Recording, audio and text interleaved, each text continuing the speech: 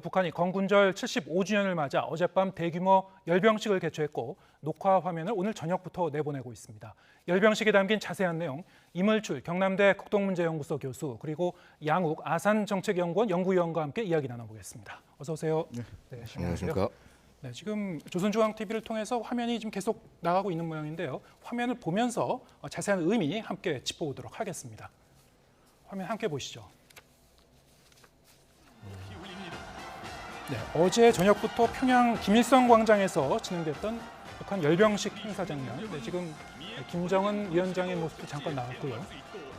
이게 이제 사전 행사, 본 행사의 순서로 쭉 진행이 됐는데 저녁 6시부터 이제 사전 행사 화면이 지금 공개가 됐고요. 지금은 이제 본 행사 장면, 군사 퍼레이드, 열병식 장면이 쭉 진행이 되고 있습니다. 보병사단의 그냥 모습 같기도 하고요. 지금 어떤 모습 같습니까? 지금 전자전부대라고 아까 소개가 나와 있는데요. 네.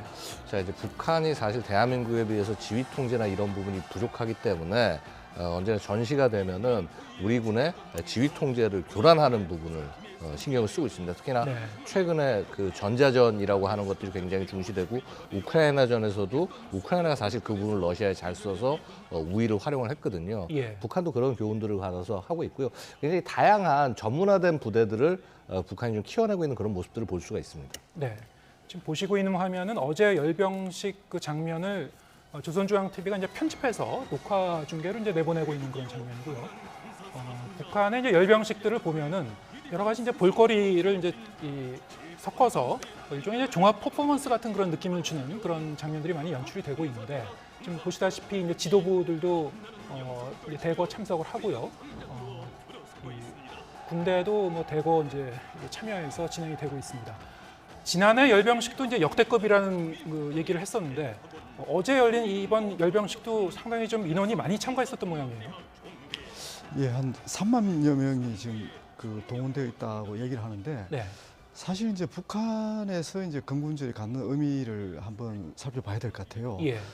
사실 이제 1948년이죠. 조선인민군이라는 정규군이 이제 창설이 되었고 원래 이제 75주년이 됩니다. 물론 이제 그 중에 그 중간에는 이제 그 항일 유격대가 결성된 해, 그러니까 1932년을 또 건군절의 시작으로 삼아서 네. 사실 작년에는 이제 90주년 조선인민혁명군 90주년 기념 행사를 했죠, 열병식을. 예. 그래서 아주 대대적인 그 규모로 했는데 사실 지난해 같은 경우는 김정은 위원장이 이 원수복을 입고 나왔어요. 네. 그러니까 군복을 입고 나온 거죠. 근데 이제 이번하고는 조금 이제 이 복장이 좀 다른데. 나올 때마다 이제 이 복장이 조금씩 좀 달라지는군요. 다르죠. 그러니까 이제 연출이 계속 달라지는 거고요. 예. 그 북한은 이렇게 얘기합니다. 이 열병식이 종합 축전이다. 그러니까 뭐 정치 대축전이고 또 이 군사 대축전이고 또 문화 대축전이다. 그러니까 우리 시각에서 보면 도발로 비칠 수가 있지만 북한은 정말 이게 축제입니다. 그러니까 예. 그 축제에 걸맞는 여러 가지 다양한 이벤트로 또 구성이 되어 있기도 하고요. 근데 이제 그 이번에 그 북한의 매체를 통해서 보내고자 하는 이 열병식을 통해서 발신하고자 하는 메시지는 그런 것 같습니다. 그러니까 그동안 군인들이 너무 고생이 많았다. 네. 앞서 자막에도 나왔지만 코로나 지금 4년 차에 접어들었고 예. 또 뭐 경제난도 여전하죠. 그 상황 속에서 이 축제 같은 열병식을 통해서 이 군인들 그리고 인민들을 이제 사기를 격려하고 사기를 고양하는 이런 측면이 상당히 강한 것 같아요. 그러니까 어떻게 보면 이제 우리가 경제적으로 어렵지만 우리는 세계 최고 수준의 군사 강국이다. 네. 우리는 핵무력을 가지고 있다. 근데 그걸 통해서 이제 최고조의 어떤 자부심을 고취시키고 그리고 이제 우리 국가의 전략적 지위도 이전하고 달라졌다. 뭐 이런 식의 얘기를 하는 거죠. 예. 예, 뭐 제가 한 말씀 드리면은요, 아마도 이런 부분이 있을 겁니다. 김정은식이 들어와서 뭐 예를 들어서 핵과 경제 병진이라는 얘기를 했습니다만은 사실 경제적인 측면에서 아무것도 성과를 얻을 수 없었고. 뭐 예를 들어서 뭐 계속되는 뭐 전원회의나 이런 그 저기를 통해서 경제 쪽에서 성과가 나오지 않는다고 계속 김정은이 이제 질타하고 또는 좌절하고 이런 모습들이 반복되어 왔습니다. 네. 결국 이러한 맥락에서 이런 군 어떤 이 열병식 이런 것들을 하나의 축제로 올린다라고 하는 것은요, 결국 내세울 것이 이런 무기를 만든 것밖에 없다라는 반증에 불과하다는 것이죠. 예. 그래서 뭐 이걸 뭐 호전성이나 이런 부분들을 얘기를 제가 뭐 드릴 수도 있겠습니다만 그거보다 제가 말씀드릴 수 있는 것은 그만큼 김정은 정권을 끌고 가는 데 있어서 군이 굉장히 중요한 존재가 되어가고 있다. 예. 사실 아시다시피 그렇습니다. 김정은 정권이 이전에 김정일 정권과 다른 특징은 뭐였냐면 김정일 정권하면 우리가 생각나는 게 뭡니까? 선군 정치 아닙니까? 근데 그 선군에서 벗어나서 약간 당의 앞에 서는 정상국가의 모습을 가져가려고 김정은은 나름 그렇게 그간 뭔가 체제도 만들고 심지어는 국방위원회를 없애고 국무위원회로 만들고 자기 국무위원장이 되고 그런 모습을 보여왔지만은요, 결국은 경제에 바탕하지 않고 국제적인 관계에 바탕하지 않고 혼자 저렇게 나가려고 하다 보니 다시 지금 군에 기대어 가는, 그래서 자기가 그동안 벗어나고자 했던 선군으로 다시 어떻게 보면 부드럽긴 하지만 돌아가는 그런 모습이 되려 연출되고 있다는 것이죠. 이것은 사실 북한에게서도 굉장히 불행한 일이라고 말씀드리겠습니다. 이제 뭐 일부분 맞는 말씀이고요.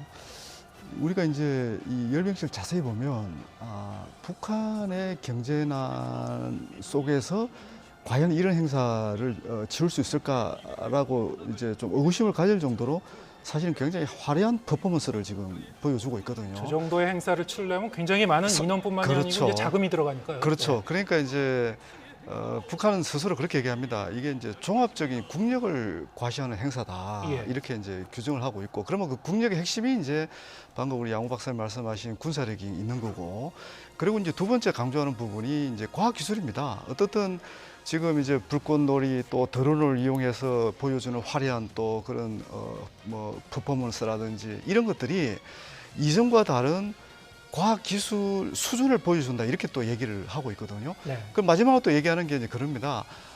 이게 또 하나의 이게 종합 예술이기 때문에 이건 또 우리의 문명 수준을 보여주고 있다. 예.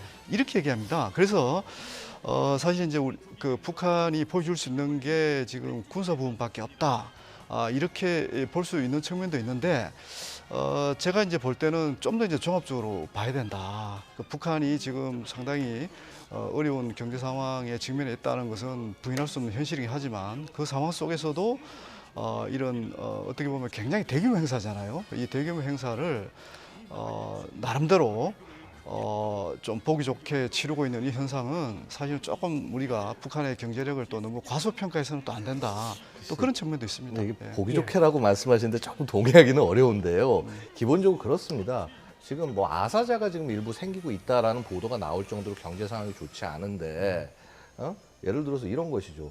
현장을 지금 돌아다니면서 경제를 지금 이렇게 일으켜도 시원치 않을 판에 지금 딸 데리고 다니면서 예를 들어서 핵무기, 사람을 여러 사람 살생해서 죽일 수 있는 핵무기를 뭐 시찰하고 다니고 보고 다니고 군행사에 자꾸 데리고 나오고 이런 것 자체가 북한 내부에 있어서는 굉장히 뭐 우리 지도자가 자유롭다라고 빚을지 모르겠습니다만은 네. 우리가 정상적인 사고를 가진 그런 민주주의 국가의 관점에서 봤을 때는요, 상당히 우려스러울 수밖에 없는 것입니다. 그래서 북한 내부의 동력을 그렇게 이해하시는 부분에 대해서는 저도 충분히 이해는 합니다만, 그것을 정상적이고 아름다운 것으로 볼 수는 없다라는 말씀을 좀 미리 드리고 싶습니다. 예, 알겠습니다. 이게 열병식을 우리가 이제 이렇게 주목하는 이유는 주민들 향한 어떤 그 볼거리 차원에서 이 북한 체제는 중요시합니다만, 우리는 뭐 이제 구경거리로서 그걸 볼 필요는 없는 것이고, 지금 말씀하신 대로 군사적 정치적 의미, 이제 두 분이 보시는 시각은 약간 좀 의견 차이는 있어 보입니다만, 어쨌든 말씀하신 대로 군사적인 어떤 이런 퍼레이드, 특히 건군절에 이제 개최가 됐단 말이죠.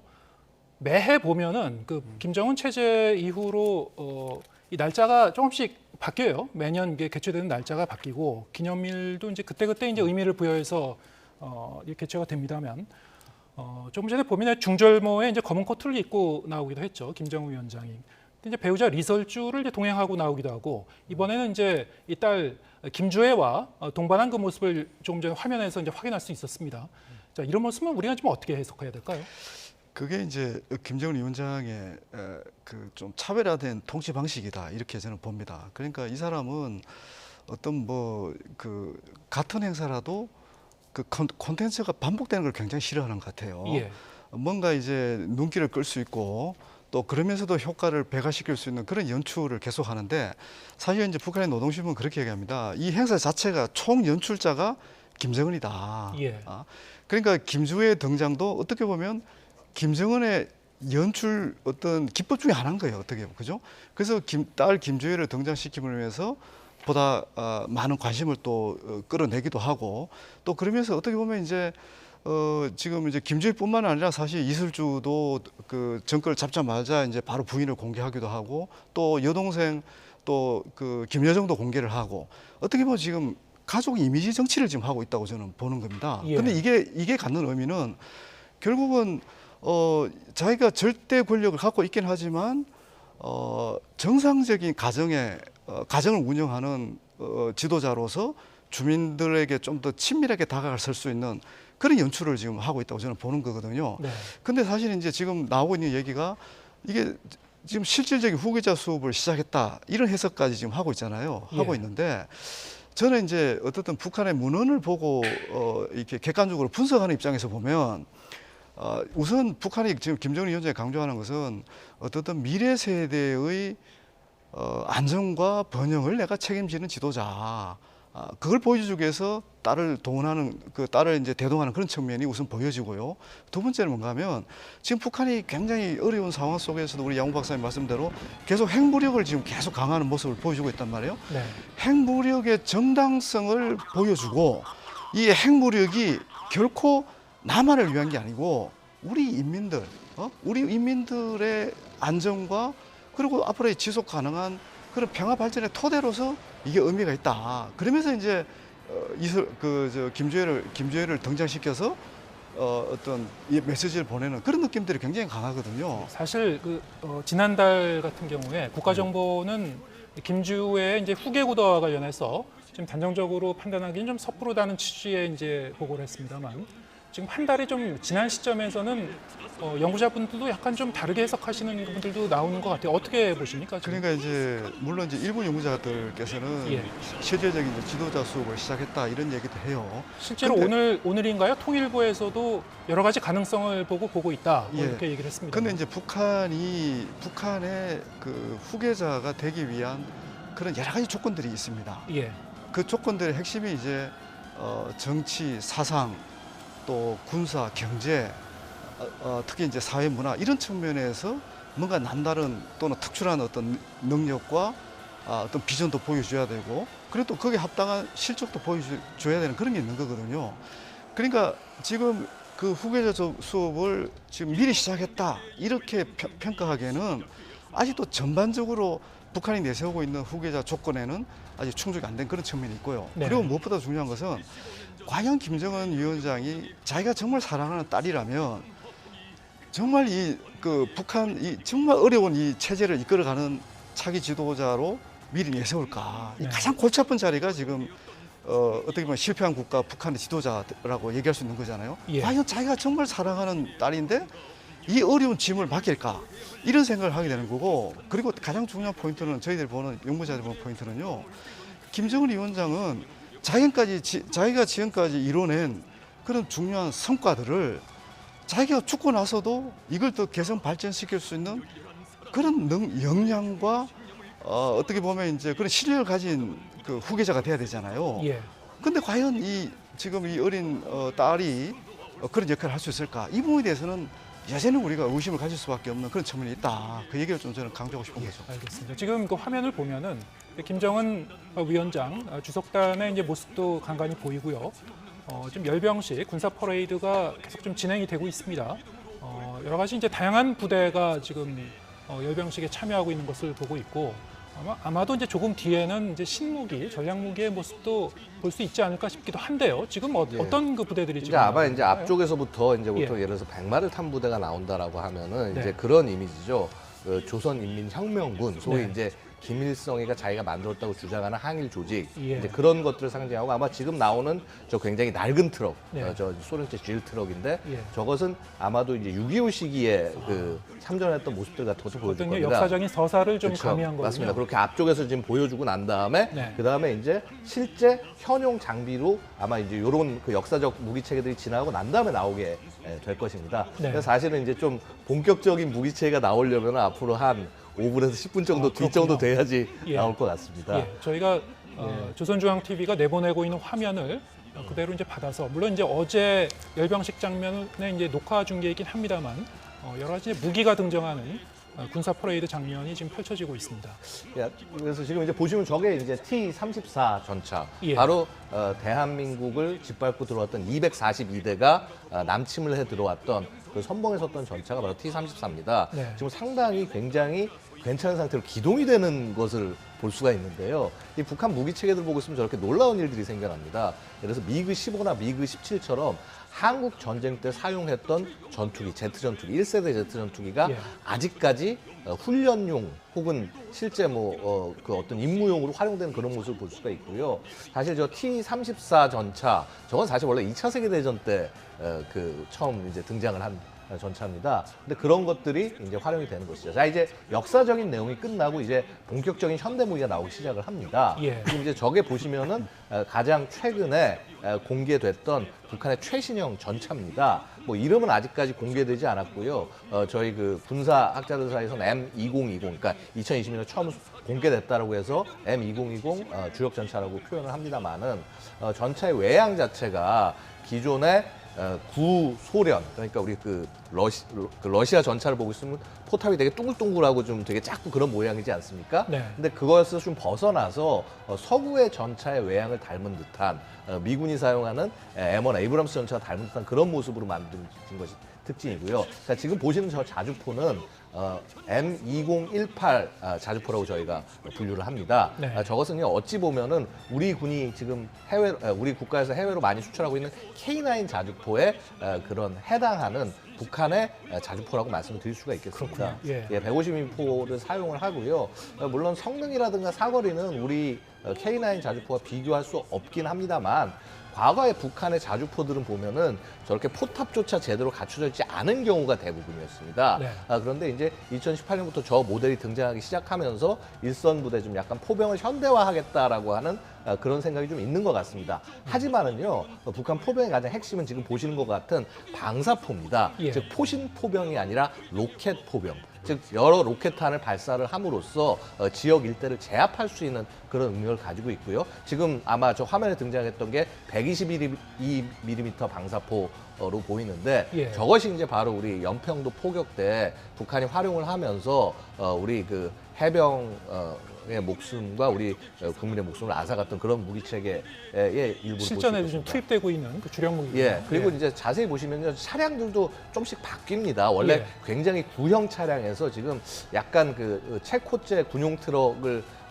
아마 수입을 했거나 흉내낸 것 같은 차량인데요. 저렇게 차량을 계속 현대화하면서 다양한 지역에서 활용할 수 있게 가고 있고요. 자, 지금 보시는 것이 이것이 아마 우리 그 얘기하는 초대구경 방사포, 600mm 방사포. 초대형 방사포. 예, 초대구경 방사포. 예. 그래서 이제 저것은 사실은 말이 방사포지 우리가 단거리 탄도미사일로 분류를 합니다. 저기에 그러면은 이제 네. 이른바 전술핵을 탑재할 수 있다는 그런 겁니까? 아니면 어떻게 보십니까? 그러니까 전술핵 운용 부대에서 활용을 하는 것으로 보고 그다음에 전술핵 운용 부대 훈련에서 저 무기체계가 등장하긴 했습니다만은 네. 아직은 북한의 기술이 저렇게 600mm 정도 되는 작은 이 로켓탄에 핵탄두를 탑재할 만한 그런 핵탄두를 아직은 개발 못한 것으로 보고요. 예. 언젠간 할 수 있을지 모르겠습니다만은 저것의 개념을 어떻게 보시면 되냐면요. 북한이 핵심으로 사용하던 탄도 미사일인 스커드 미사일 있지 않습니까? 그렇죠. 근데 예. 그것을 이제 저 방사포로 대체하고 있다. 이렇게 보시면 될 것입니다. 사실상 이제 미사일 개념이라고 보면 되겠죠. 예, 사실상 미사일입니다. 미사일이고요. 그래서 저런 것들을 중점으로 해서 굉장히 대한민국에 있는 주요한 목표들, 그러니까 300km 권내를 다 타격할 수 있는 것이고 지금 사진에 나온 것은 순항 미사일로 보입니다. 순항 미사일이요? 예, 북한이 예. 이제 이미 2021년부터 여러 차례 발사를 했습니다만은 사거리가 1,500km 이상, 심지어는 1,800km까지 나가는 그런 모델도 지금 등장을 해 있습니다. 그래서 저렇게 한 5발 정도를 탑재를 하고 발사를 할 수 있는 그런 능력이 되는 것으로 추정을 하고 있습니다. 네, 순항 미사일 같은 경우에는 얼마나 좀 위협적인 부분인가요? 순항 미사일은 정확하게 목표를 때릴 수 있다는 점이 네. 장점이죠. 마치 비행기처럼 날아서요. 지금 나오고 있는 것이 신형 그 전술 유도 무기. 우리로 치면은 우리 그 육군에서 이제 KT즘이라고 그래서 네. 한 사거리 150km 정도에 있는 목표를 타격하기 위해서 만든 미니 소형 미사일, 미니 탄도 미사일로 말씀드릴 수가 있습니다. 네. 요것을 지금 이제 북한이 작년부터 그 실험을 했고요. 저건 좀 위험합니다. 북한은 저기에 핵 탄두를 탑재하겠다라고 주장을 하고 있습니다. 예. 그러기 위해서는 상당히 핵 탄두가 소형화돼야 되는데 그 목표를 달성하기에 굉장히 좀 시간이 걸릴 수 있지 않을까 생각합니다. 네. 예. 지금 무기가 계속 지금 공개가 되고 있고요.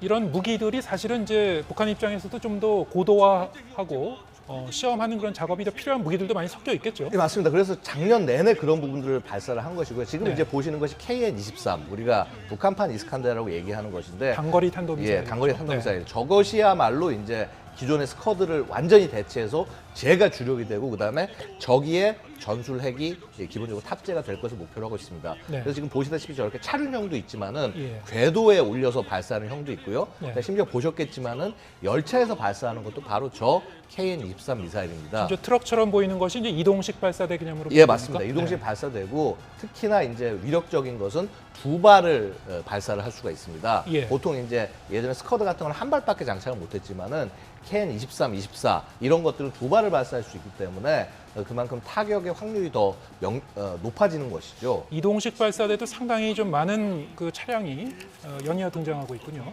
예, 네. 지금 화성 17이 보이고 있습니다. 저기 이제 대륙간 탄도미사일이죠. 예, 대륙간 네. 탄도미사일이고 사실은 아마도 저렇게 차량에서 발사하는 이동식 탄도미사일 중에 그 ICBM 중에서는요 세계에서 제일 큰 크기일 겁니다. 예. 그래서 이제 우리가 괴물 ICBM이다라고 얘기를 부르기도 합니다만은요. 사실은 저렇게 이동식 탄도 ICBM이 덩치가 크다는 것은요. 어찌 보면 기술력이 부족하다는 증거기도 그렇습니까? 합니다.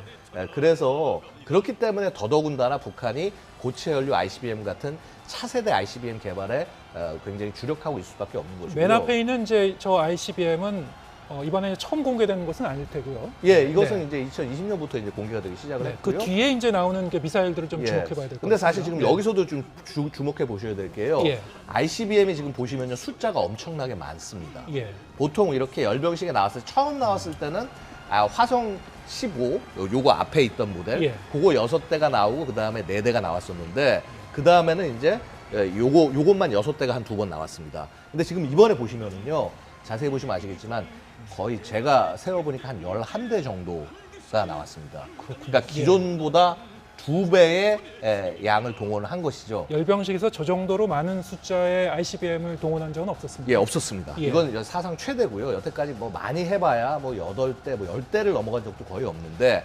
ICBM을 15대 동원했다. 15대라고 하는 것은 지금 여기 지금 보이는 요 화성 11 11대 예. 이상과 그다음에 좀 이따 등장할 그 신형 그 고체 연료 발사를 위한 그런 발사대.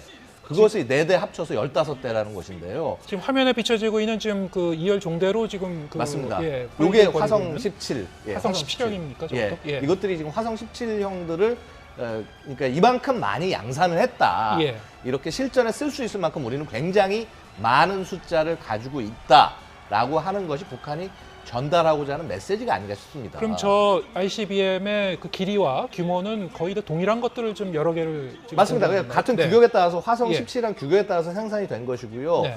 저것을 11대나 생산을 했다라고 하는 것은 일종의 이제 전략적인 과시라고 볼 수 있겠군요. 과시죠. 그다음에 그리고 이제 사실은 제가 그동안 보면은 나오는 해마다 차량 번호들이 틀립니다. 그렇군요. 틀려서 그래서 저렇게 됐는데 원래는 아마 12대였을 겁니다. 네. 근데 한 대는 제가 기억하기로는 그 작년에 11월에 발사를 할 때 손상을 입었고 예. 그 손상을 입은 것이 아직 수리가 완료되지 않았기 때문에 11대가 나온 것이 아니냐. 원래 12대여야 되는데. 좀 미사일에 보면은 지금 체크 무늬, 격자 무늬가 좀 그려져 있죠. 저게 예, 예. 어떤 그냥 특징적인 어떤 메시지가 있는 겁니까? 뭐 메시지라기보다 이제 저것이요. 보통 이제 예. 시험 발사를 하거나 할 때 이렇게 우리 카메라나 이런 것으로 이제 광학 장비로 추적을 할 때 예. 저런 표시가 있으면은 추적이 훨씬 더 좀 용이해집니다. 식별과 예. 추적이. 그래서 그런 측면에서 여전히 이제 저것은 일종의 약간 아직도 실험 성능을 실험을 해야 되는 그런 성격이 조금 있는 것이 아닌가 예. 이렇게 볼 수도 있겠습니다. 과거에- 물론 이제 그게 꼭 네. 실험이 아니라 실전의 편의를 위해서 그렇게 활용할 수도 있는 것이죠. 예.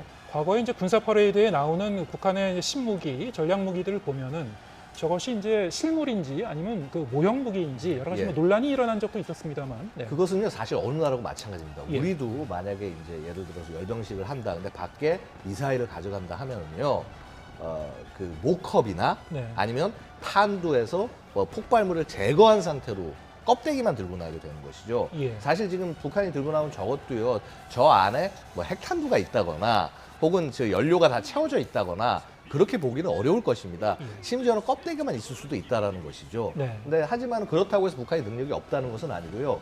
예. 자, 지금 이제 저게 바로 이번에 처음 등장한 고체 연료 ICBM을 발사하기 위한 이동식 발사 차량입니다. 얼마 전에 이제 북한이 이제 고체 연료 엔진 시험을 이제 공개를 했습니다만 예. 그때 사용했었던 이 엔진을 이제 응용한 그런 ICBM이라고 보면 되겠습니다. 그렇죠. 그런 엔진을 결국은 장착하게 될 겁니다. 근데 예. 사실은요, 저 이제 얘를 왜 고체 연료라고 하시냐 좀 궁금하실 거예요. 네. 근데 보시면 저건 지금 미사일이 안 보이지 않습니까? 그렇죠? 예. 저 굉장히 연필같이 길다란 저 발사관 안쪽에 미사일이 들어가 있습니다. 지금 보시는 거는 그러니까 원통형 그 발사관을 보시는 발사관을 거죠? 봅니다. 예. 발사관과 발사관을 나르는 차량을 보고 계신 거고요. 네. 저 안에 미사일은 저는 없을 것으로 예상합니다. 왜냐하면 그렇습니까? 네. 아직 고체연료 ICBM은 개발이 완료되지 않았기 때문에. 네. 근데 하지만은 저것을 뭐 한 최소 4대 이상 정도 만들었다라고 하는 것은 사실 이제 미사일도 어느 정도 이렇게 모양새가 완성이 되겠다. 왜냐하면 미사일이 그 규격이나 스펙이 나와 있기 때문에 네. 발사관을 만들 수가 있는 것입니다. 그렇군요. 예. 그래서 그렇게 볼 수가 있고 사실은 저런 발사관이 나온 게 이번이 처음이 아닙니다. 그렇습니까? 네. 이미 2017년 4월 15일 열병식에서 그러니까 소위 이제 태양전 뭐 105주년이다라고 예. 하는 그 열병식에서 저런 형태의 그 발사 차량이 나왔습니다만 당시 언론의 주목을 못 받았습니다. 그때도 이제 제가 이제 기사를 본 기억이 납니다만 예. 그럼 2017년에 공개가 됐었던 그 예. 고체 연료 미사일로 추정되는 그 무기와 예, 예. 이번에 이제 공개된 저 무기가 뭐 재원이라든가 길이라든가 좀 차이가 날 것 같습니다. 차이가 있습니다. 예. 왜냐하면 이제 2017년에 공개됐던 것은요, 8축 그러니까 바퀴가 16개죠. 8축 16륜의 차량이었는데 네. 이번 차량 분석을 해보니까 9축 18륜, 바퀴가 18개. 조금 더 길어졌군요. 예, 예. 조금 더 길어졌고 그다음에 발사관의 모양새가 많이 달라졌습니다. 예. 발사관 자체가 뭐 덕트라든가 기타 지지대라든가 이런 것들이 많이 추가가 돼서 이전에 2017년에 공개됐던 것은 야 저거 실전용이 과연 맞을까? 저거 제대로 발사할 수 있을까라는 의문이 있었는데 이번 것은 조금 더 실전에 사용할 수 있는 것에 가까운 모양새로 되어 있기 때문에 일단 발사대 측면에서는 상당 부분 많이 발전했다. 그러니까 결국 이제 우리가 핵 미사일을 얘기할 때 세 가지를 얘기할 수 있겠죠. 네. 핵탄두, 그다음에 운반 수단인 미사일, 그다음에 이 미사일을 발사하는 플랫폼인 뭐 예를 들어서 뭐 그것이 지금 저렇게 발사 차량이 되거나 사일로가 되거나 혹은 잠수함이 되거나 그럴 수 있습니다. 이 세 가지 그러니까 핵탄두와 운반 수단과 플랫폼 이 예. 세 가지가 완벽히 갖춰져야 무기체계가 실전 배치됐다고 할 수 있는데 예. 지금 북한이 무려 15대의 ICBM 발사 차량 그러니까 플랫폼을 갖고 이렇게 과시를 했습니다마는 사실 저 중에 4대는 발사 운반 수단이 제대로 됐는지도 모르는 것이고요. 예. 자, 그다음에 운반 수단이 제대로 돼 있다고 하는 화성 17이라고 하더라도 얘는 탄두가 다탄두여야 되고 뭐 혹은 단일 탄두인지 탄두조차도 제대로 돼 있지 않기 때문에 네. 사실 북한이 만약에 미국에 메시지를 보내려고 했다면 그 메시지는 충분히 전달될 수 없었을 것이다. 이렇게 말씀드릴 수 있겠습니다. 군사 전문가들이 보면은 뭐 그 정도는 이제 이미 이제 간파를 했을 것이다. 예, 그거 네. 당연히 간파를 했을 것이고요. 아직 네. 저것을 갖고 북한이 전략 핵 능력을 있다라고 감히 얘기하기는 어려운 상황이다. 그래서 결국은 지금 굉장히 화려한 모습을 보여줬지만은 예. 결국 북한의 내부로 보여주는 메시지로서 의미가 더 클 수밖에 없을 것이다. 이렇게 말씀 올리겠습니다. 네, 지금 북한의 열병식에 지금 공개가 된 전략무기, 신무기, 이만 이제 고체 연료 ICBM의 모습도 확인해 보셨습니다만 지금 양욱 연구위원님의 말씀대로 아직 실전에 투입하는 단계라기보다는 이제 좀 더 고도화가 필요한 그런 그 무기도 이제 많이 분석이 되고 있는 것 같고요. 말씀하신 대로 이제 주민들을 향한 어떤 그 대내적인 그런 그 메시지, 주민 결속을 위한 그런 그 행사 성격도 상당히 좀 강합니다만, 그런데 이번 열병식에는 김정은 위원장이 참석은 했습니다만 열병식 사열을 합니다만 연설은 하지 않았어요. 그 부분도 좀 특징적인 것 같은데 어떻게 보셨습니까? 예, 사실 저희들이 이제 예상하기로는 어떻든 이번에 좀 또 강력한 메시지를 발신할 거다. 예. 뭐 그런 예상도 하긴 했는데 사실 올 지금 1월달 이제 2월 그 중순인데 이제 초순 좀 지나가고 있는데 지난해하고 많은 차이가 있습니다. 지난해는 연초부터 상당히 이제 대미 또는 대남 강경 메시지를 내고 실제적으로 또 실제 뭐 초음속 미사일 발사라든지 또 뭐 그리고 전략 전술 무기들을 계속 이제 보여주는 그런 모습을 보였는데 네. 원래는 지금까지 이렇게 내부적으로 보면 체제 결속도 있고 그리고 이제 경제 문제 해결에 집중하는 그런 모습을 지금 보여주고 있습니다. 이건 지난해와 확연히 다른 모습이고요. 또 아시겠지만 이제 그 지난해 연말에 당 중앙위 전원회의를 했는데 불과 2개월 만에 그것도 농업 문제만 해결하기 위한 또 다른 전원회의, 당 중앙위 전원회의를 또 2월 말에 2월 그러니까 이번 달 하순에 지금 개최하기로 예정되어 있잖아요. 네. 이런 모습과 이제 이번 열병식을 보면 좀 부합되는 측면이 있습니다. 그러니까 기본적으로 핵무력 고도화를 통해서 자신들의 억제력을 이제 과시하는 측면도 있지만 예. 다른 한편에서는 경제 문제에 좀 더 집중하는 그런 모습도 지금 동시에 보여주고 있거든요. 네. 그래서 이번에 이제 그 어떻게 보면 이제 공개 연설을 통해서 대남 대미 메시지를 발신하지 않은 것은 결국은 이제 기존에 그 제시했던 원칙, 그러니까 지금 계속 얘기하고 있는 게 강대강, 그다음에 정면 승부 원칙은 고수하겠다. 근데 강대강 정면 승부 원칙이 결국 이번에 보여주고 있는 저는 신무기, 신형 ICBM 이런 걸 통해서 이 막강한 그런 억제력을 이제 보여주고 그리고 나서 자기들은 인민들을 위한 그런 또 주민생활 향상 그리고 또 경제 개발에 집중하겠다. 이런 그 어떻게 보면 굉장히 이제 투트랙 접근을 지금 하고 있는 모습이거든요. 그래서 이번에 대외 메시지가 안 나왔다고 그래서 이걸 좀 뭐 과도하게 뭐 이례적이다 이렇게 얘기할 필요 없는 것 같고요. 이미 지난 연말에 열렸던 당 중앙위 전원회의에서 대남 또는 대미 입장을 이미 밝혔거든요. 네. 그게 방금 제가 설명했던 그런 내용들이죠. 예, 알겠습니다. 지금 말씀하신 대로 북한이 최근 들어서 각종 회의에서 이 농업 문제를 의제로 상당히 좀 강조하고 있는데 그것이 이제 북한 내부 사정, 뭐 식량난과 관련한 뉴스도 좀 흘러나오고 있습니다만 뭐 정확히 좀 확인할 필요는 있을 것 같고요. 어쨌든 이제 북한의 이제 내부적인 문제 그리고 오늘 열병식을 통해서 보셨던 여러 가지 신무기들 어떤 이제 군사적 의미가 있는지 앞으로 이제 북한이 어떤 그 군사적 행동을 움직임을 보일지 상당히 좀 주목해 봐야 될 것 같습니다. 오늘 이물철 경남대 국동문제연구소 교수 그리고 양욱 아산정책연구원 연구위원과 함께했습니다. 고맙습니다. 감사합니다.